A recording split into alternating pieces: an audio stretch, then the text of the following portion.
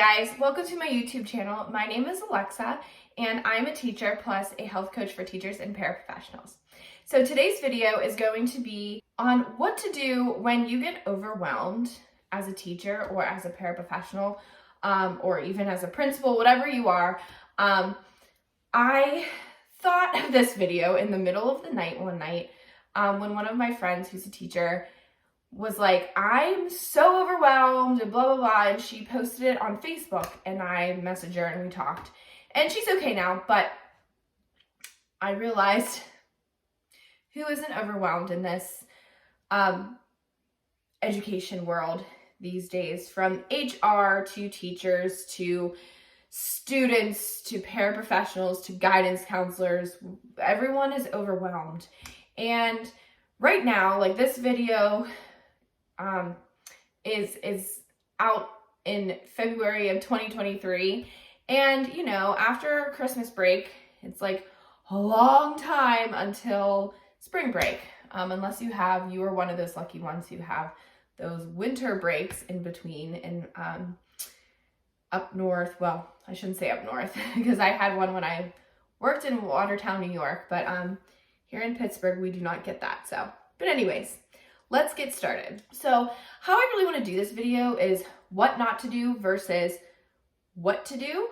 And at the end, I'll list some other things to do to help you relieve yourself from feeling overwhelmed.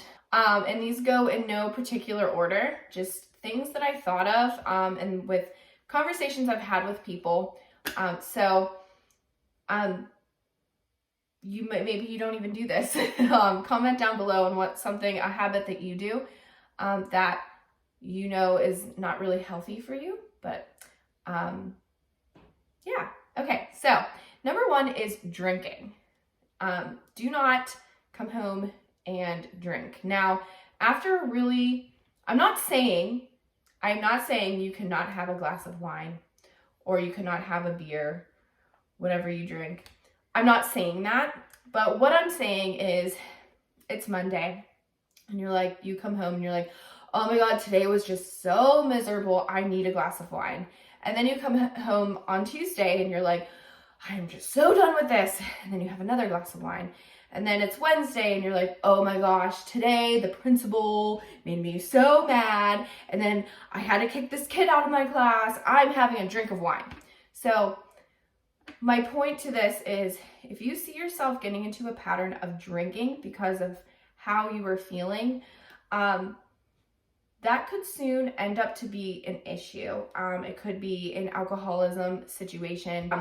Alcoholism is finding yourself drinking in like the middle of the week, and you find yourself getting drunk or like a little bit tipsy, and then you're like, fine, you don't need to drink until like the weekend or whatever.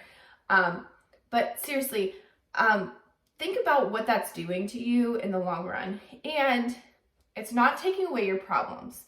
You're going to have the same problem the next day and the next day and the next day and the next month and the next year. And you're like, oh my gosh. And it could be a very serious thing to your health. So I really want you to rethink that.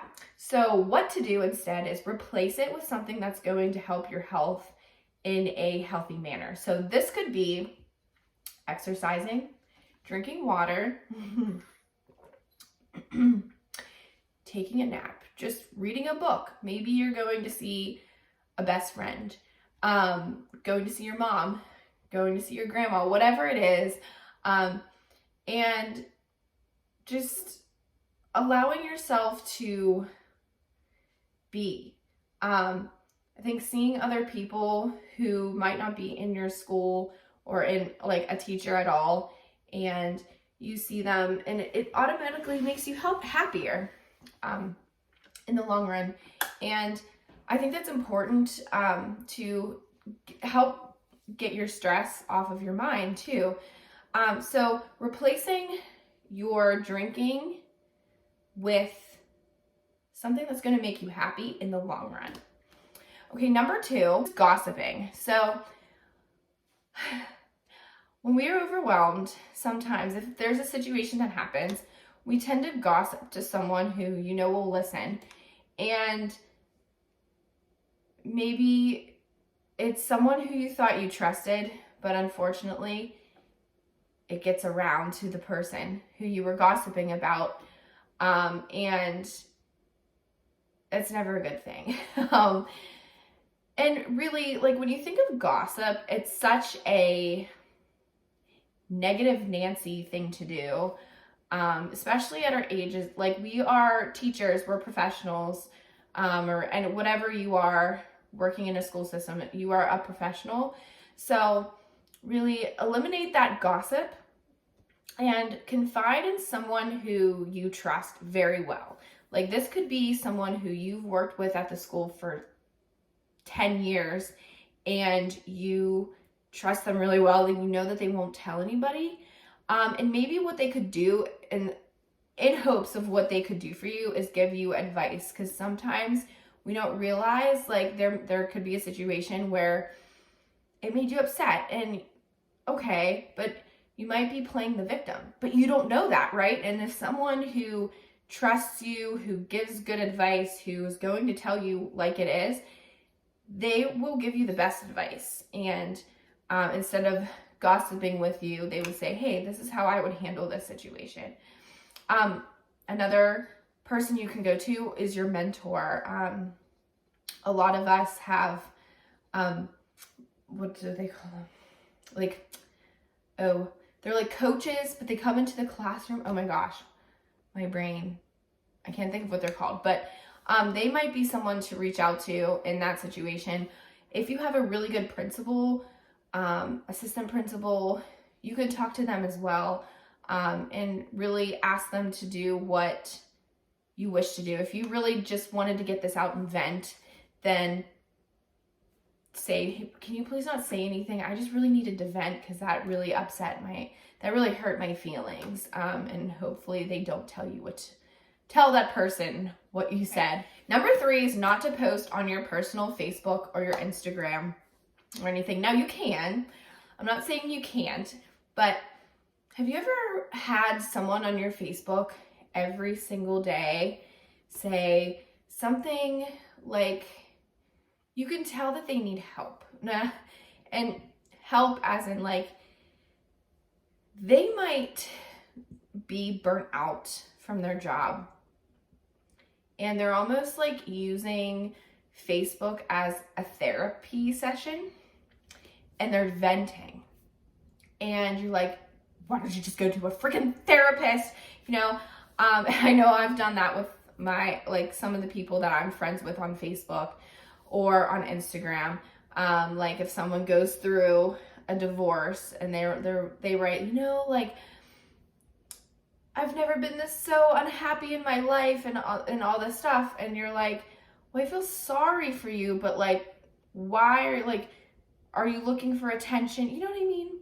And really, a lot of people are looking for the right person to reach out to them. So what you can do instead is find a community. And there are a ton of Facebook communities out there for teachers and for paraprofessionals.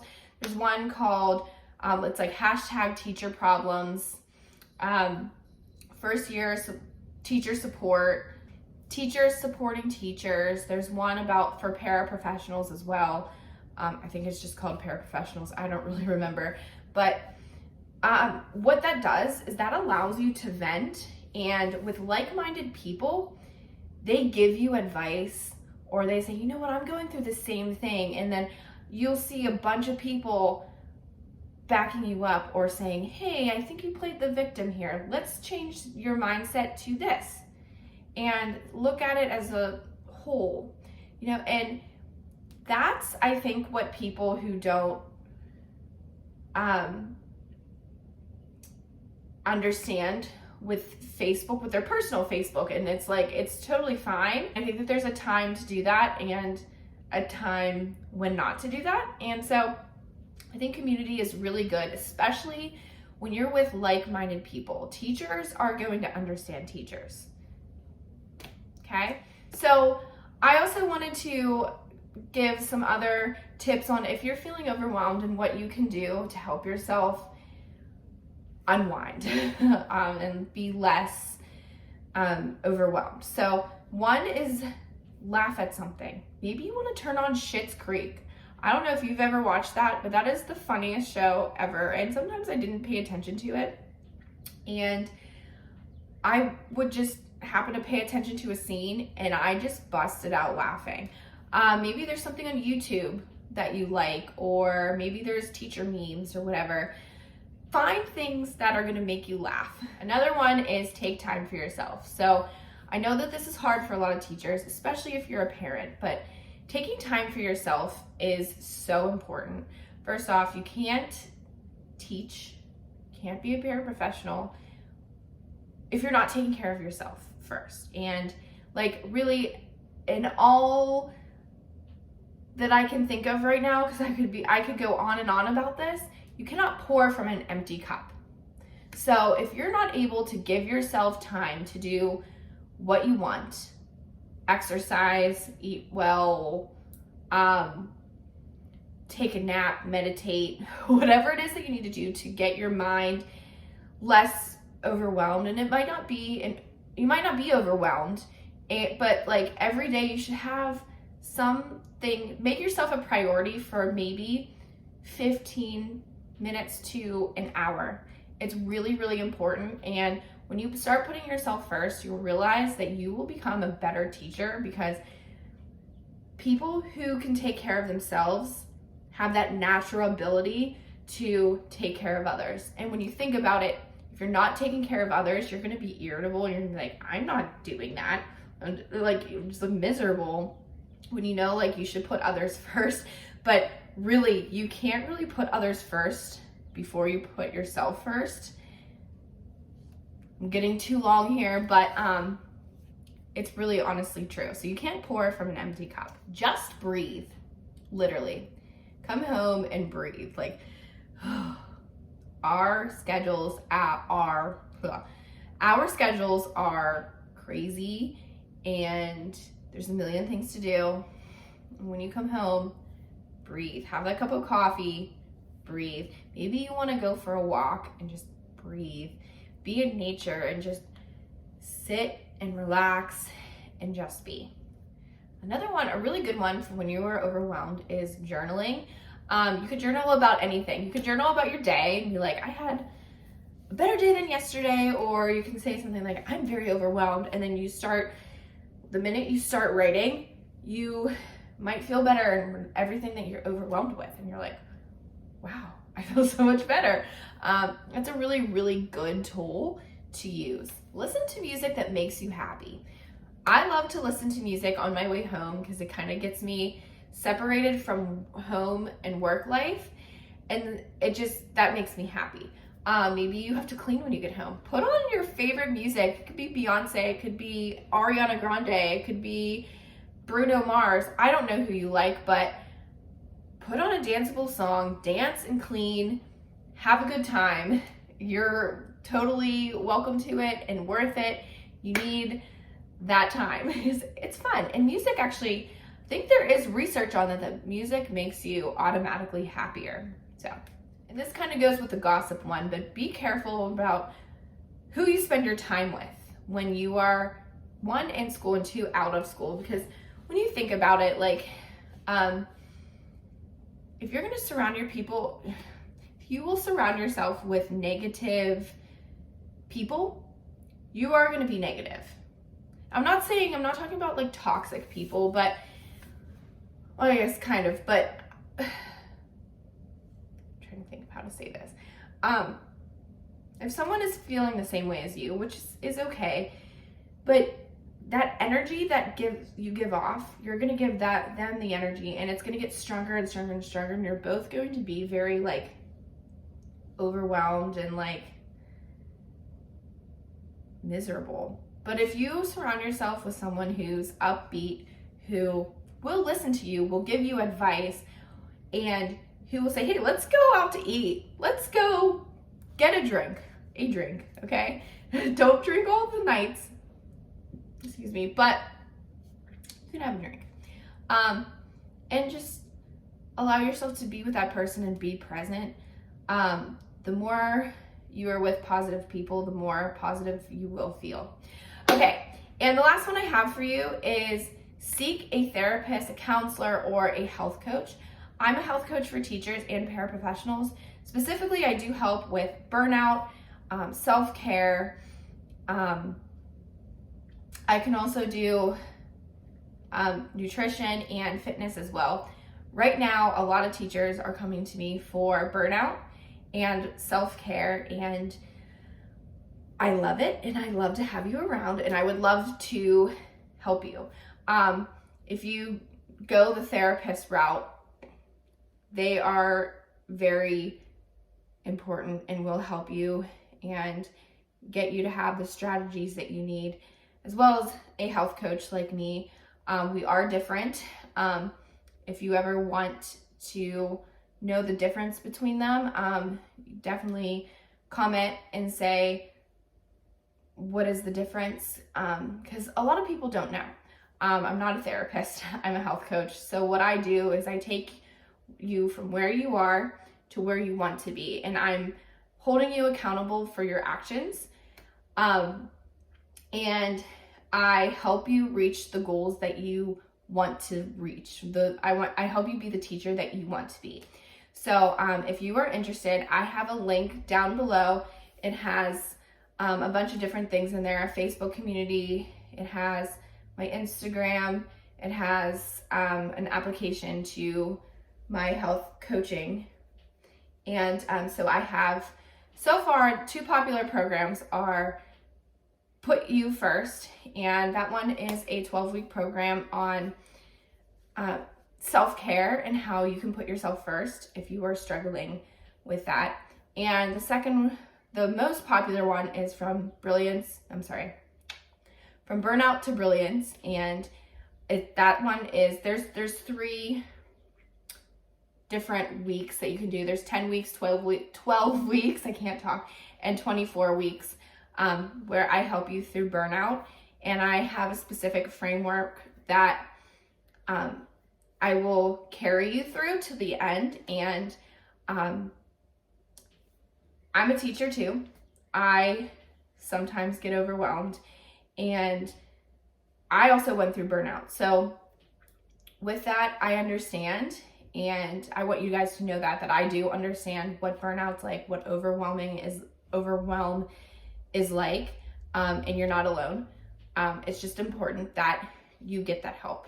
And you might right now you might be thinking like, it's not worth getting help because I'm like, this is just ridiculous, or you're in that mindset. But really, when you get the help and you see that there's a way out of burnout, you will be more free. So if you are feeling the burnout, definitely apply, sign up for my program. It will help you. I guarantee it.